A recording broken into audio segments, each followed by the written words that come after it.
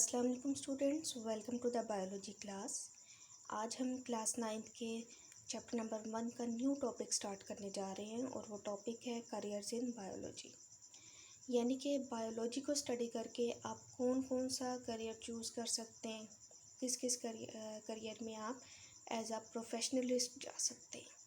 ठीक है, तो सबसे पहले इसमें आता है मेडिसिन और सर्जरी। मेडिसिन में हम क्या स्टडी करते हैं? Diagnosis and treatment of diseases.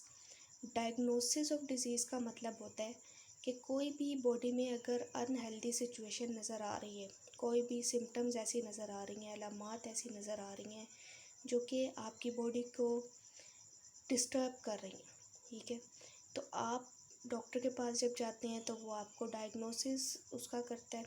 ठीक है, वो डायग्नोस किस तरह से करता है? वो आपसे डिफरेंट सिम्टम्स पूछता है कि आपको बुखार तो नहीं चढ़ रहा, आपके जिस्म में दर्द तो नहीं है, मतलब हर तरह के सिम्टम्स को देखने के बाद आपको बताता है कि आपको फ़लाँ डिजीज़ है। ठीक है, या फिर अगर सिंपल सिम्टम्स से नहीं पता चल रहा तो डॉक्टर्स आपको डिफरेंट टेस्ट रेफ़र कर देते हैं, तो उन टेस्ट से आपको पता चल जाता है कि आपको कौन सी डिज़ीज़ है। ठीक है, उसके बाद आता है ट्रीटमेंट ऑफ डिजीज़। यानी कि जब डिज़ीज़ डायग्नोज हो जाती है तो फिर डॉक्टर्स उसके लिए आपको डिफरेंट ट्रीटमेंट आपको प्रिस्क्राइब करते हैं। वो ट्रीटमेंट सिंपल मेडिसिन भी हो सकती है या वो ट्रीटमेंट जो है वो डिफरेंट थेरेपीज़ भी हो सकती हैं। किसी भी तरीके से डॉक्टर्स जो हैं वो आपको ट्रीटमेंट दे सकते हैं। तो ये हम किस में स्टडी करते हैं? मेडिसिन में। उसके बाद आती है सर्जरी। सर्जरी में क्या होता है? पार्ट्स ऑफ बॉडी में बी रिपेयर्ड, रिप्लेस्ड और रिमूव्ड। यानी कि बॉडी का कोई भी ऐसा पार्ट जो कि किसी वजह से डिसफंक्शन हो गया है या ख़राब हो गया, उसमें कोई ख़राबी पैदा हो गई है, तो उसको रिपेयर किया जा सकता है। जैसे बोन फ्रैक्चर हो जाए तो बोन रिपेयर हो जाती है।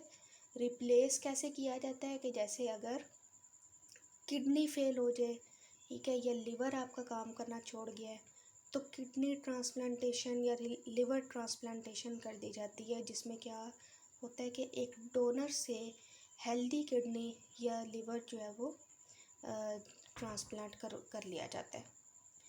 उसके बाद आता है रिमूवल, कि रिमूव किस तरह से किया जाता है। रिमूवल में क्या होता है कि बॉडी पार्ट को रिमूव कर दिया जाता है टोटली। जैसे किडनी स्टोन्स अगर हो जाते हैं तो स्टोन्स को रिमूव कर दिया जाता है, या अपेंडिक्स का प्रॉब्लम किसी को हो जाता है, ठीक है, तो अपेंडिक्स को रिमूव कर दिया जाता है। तो ये जितनी भी रिपेयरिंग है या रिप्लेसमेंट है या रिमूवल है बॉडी पार्ट का, उसको हम किस में स्टडी करते हैं? सर्जरी में। तो ये मेडिसिन और सर्जरी के जो करियर्स हैं, इसमें आप कैसे जा सकते हैं कि आप बायोलॉजी स्टडी करें और उसके बाद आप एमबीबीएस में जा सकते हैं। एमबीबीएस स्टडी करने के बाद आगे डिफरेंट फील्ड ऑफ स्पेशलाइजेशंस होती हैं, जिसमें आप जाकर मेडिसिन या सर्जरी में से किसी भी शोबे को आप चूज़ कर सकते हैं। ठीक है, सेकंड नंबर पे हमारे पास आती है फिशरीज़। फिशरीज़ क्या है? Professional study of fish production. यानी कि फ़िश प्रोडक्शन को अगर हमने देखना हो कि फ़िश की क्वालिटी किस तरह की है, कि फ़िश में मीट प्रोडक्शन किस तरह से हो रही है, कितनी मीट प्रोडक्शन हो रही है, या उसको हम किस तरह से इन्हांस कर सकते हैं। इसी तरह फ़िश की क्वांटिटी कितनी है, रिप्रोडक्शन रेट किस तरह का जा रहा है, ठीक है, किस रिप्रोडक्शन रेट से फ़िश प्रोडक्शन हो रही है, और हम अगर रिप्रोडक्शन रेट कम है तो हम उसको किस तरह से बढ़ा सकते हैं। तो ये जितने भी फ़िश प्रोडक्शन की प्रोफेशनल स्टडी है वो हम किस में करते हैं? फ़िशरीज़ में।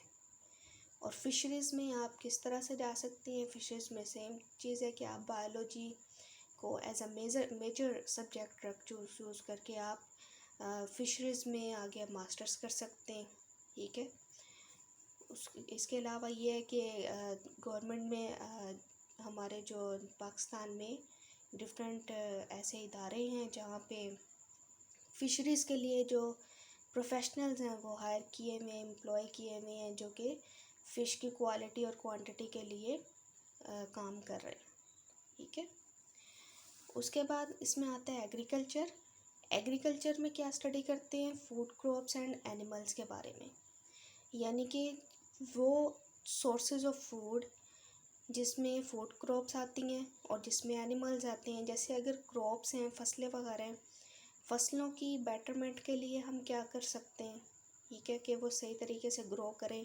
और अगर क्रॉप्स की कोई डिज़ीज़ हो गई है, ठीक है, कोई ऐसी डिज़ीज़ हो गई है कि जिसको ख़त्म करने के लिए आपको या तो नेचुरल सब्सटेंसेस यूज़ करनी पड़ रही हैं या फिर आपको डिफरेंट केमिकल्स यूज़ करने पड़ रहे हैं, तो उसके लिए भी डिफरेंट स्ट्रेटजीज़ बनाई जाती हैं कि ऐसी कौन से सब्सटेंसेस यूज़ किए जाएँ जो कि क्रॉप्स को ख़राब ना करें, ठीक है, उनकी क्वालिटी को डिस्ट्रॉय ना करें।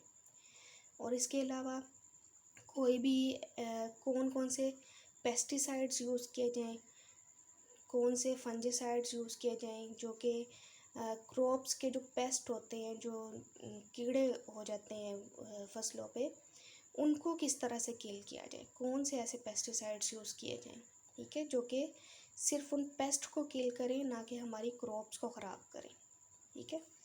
उसके बाद ये है कि इनमें एनिमल्स को भी स्टडी किया जाता है, वो एनिमल्स जो कि सोर्स ऑफ फूड हैं, जैसे बफलोज़ हैं, काउज़ हैं, गोट्स आ जाती है। तो डिफरेंट जो एनिमल्स जो कि सोर्स ऑफ फूड हैं, उनको बेटर किस तरह से किया जाए, उनकी केयर किस तरह से की जाए, उनकी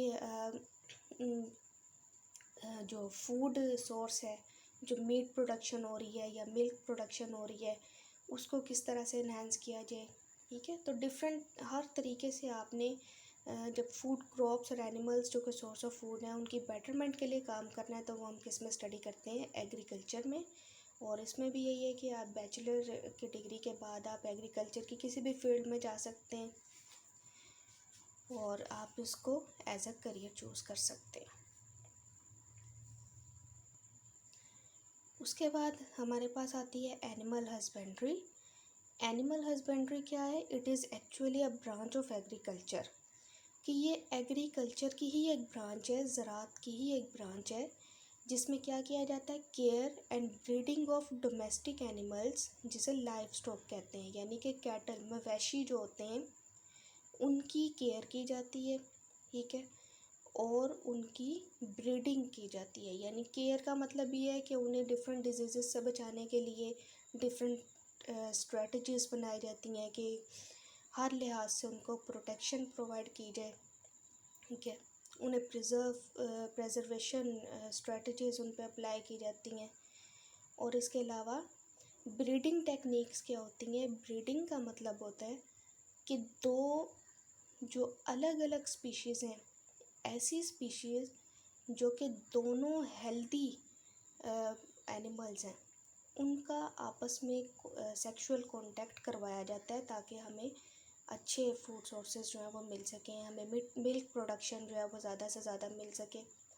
जैसे अगर एक बफलो में मिल्क प्रोडक्शन अच्छी हो रही है, ठीक है, और उसकी अगर ऑपोजिट किसी और स्पीशीज़ की कोई ऑपोजिट सेक्स है, तो उसमें अगर मीट प्रोडक्शन ज़्यादा है तो उन दोनों का आपस में क्रॉस करवाया जाता है, यानी कि सेक्सुअल कांटेक्ट करवाया जाता है। तो उससे क्या होता है कि जो न्यू जनरेशन आती है उसमें मीट प्रोडक्शन भी ज़्यादा होगी, उसमें मिल्क प्रोडक्शन भी ज़्यादा होगी। तो इसको कहते हैं ब्रीडिंग टेक्निक्स, ठीक है।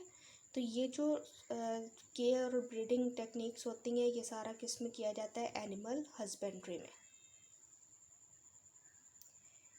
नेक्स्ट हमारे पास आती है हॉर्टिकल्चर। हॉर्टिकल्चर क्या है, आर्ट ऑफ गार्डनिंग, यानी कि इसमें क्या किया जाता है, betterment of existing varieties and production of new varieties of ornamental plants and fruit plants. यानी जितने भी प्लांट्स जो कि एग्जिस्ट कर रहे हैं पहले से, जो वैरायटीज़ पहले से मौजूद हैं, या और न्यू वैरायटीज़ हमारे पास प्लांट्स की आ रही हैं, जैसे ऑर्नामेंटल प्लांट्स की न्यू वैरायटीज़ हैं, ठीक है, फ्रूट प्लांट्स की डिफरेंट वैरायटीज़ आपके पास हैं। ऑर्नामेंटल प्लांट्स होते हैं जो सजावट के लिए यूज़ होते हैं, ठीक है।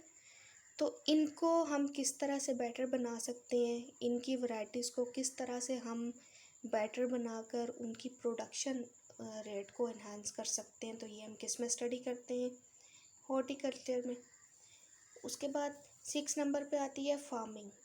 फार्मिंग में क्या स्टडी करते हैं, development and maintenance of farms, यानी कि डिफरेंट जो फार्म्स हैं, जैसे एनिमल फार्म्स हो गए, पोल्ट्री फार्म्स हो गए, फ्रूट फार्म्स हो गए, इनको किस तरह से डेवलप किया जाए, किस तरह से इन्हें बनाया जाए, किस तरह से इनको मेंटेन किया जाए, तो वो सारा हम किस में स्टडी करते हैं, फार्मिंग में।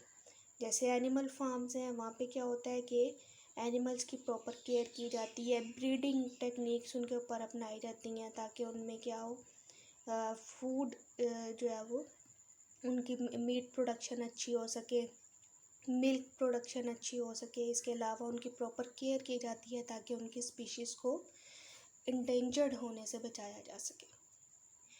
उसके बाद जैसे पोल्ट्री फार्म्स हैं, पोल्ट्री फार्म्स में क्या होता है कि